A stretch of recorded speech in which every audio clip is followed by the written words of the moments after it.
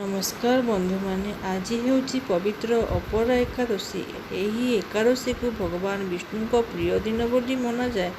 କୁହାଯାଏ ଏହି ଦିନ ଭକ୍ତିର ସହିତ ବ୍ରତ ଓ ପୂଜା କଲେ ଜୀବନର ପାପ ଦୂର ହୁଏ ଓ ଭଗବାନ ବିଷ୍ଣୁଙ୍କ କୃପା ମିଳେ। ତେବେ ଚାଲନ୍ତୁ ଜାଣିବା ଆଜି ଅପରା ଏକାଦଶୀରେ କେଉଁ 5ଟି କାମ କରିବା ଉଚିତ। ପ୍ରଥମରେ ସକାଳ ସ୍ନାନ କରି ବିଷ୍ଣୁଙ୍କୁ ପୂଜା କରନ୍ତୁ।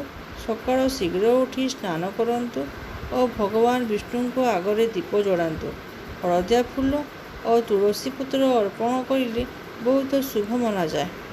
ଦ୍ୱିତୀୟରେ ଓମ୍ ନମୋ ଭଗବତେ ବାସୁଦେବ ମନ୍ତ୍ର ଜପ କରନ୍ତୁ। ଏହି ଦିନ ବିଷ୍ଣୁଙ୍କ ମନ୍ତ୍ର ଜପ କଲେ ମନକୁ ଶାନ୍ତି ମିଳେ। କୁହାଯାଏ ଭକ୍ତିର ସହିତ ନାମ ନେଲେ ଭଗବାନ ସମସ୍ତ କଷ୍ଟ ଦୂର କରନ୍ତି। ତୃତୀୟରେ ଉପବାସ ରଖନ୍ତୁ। ଅପରା ଏକାଦଶୀରେ ଉପବାସର ବହୁତ ମହତ୍ତ୍ୱ ରହିଛି।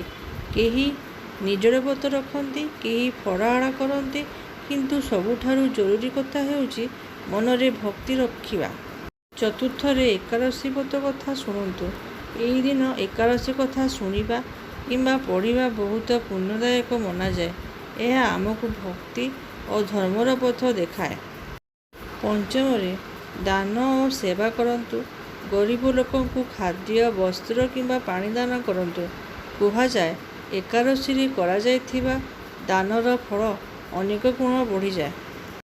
ତେଣୁ ବନ୍ଧୁମାନେ, ଆଜିର ଏହି ପବିତ୍ର ଅପରା ଏକାଦଶୀରେ ଭଗବାନ ବିଷ୍ଣୁଙ୍କୁ ଭକ୍ତିର ସହିତ ସ୍ମରଣ କରନ୍ତୁ। ଭିଡ଼ିଓଟି ଭଲ ଲାଗୁଥିଲେ ଲାଇକ୍, ସେୟାର ଓ ସବସ୍କ୍ରାଇବ୍ କରନ୍ତୁ। ଜୟ ଶ୍ରୀ ହରି।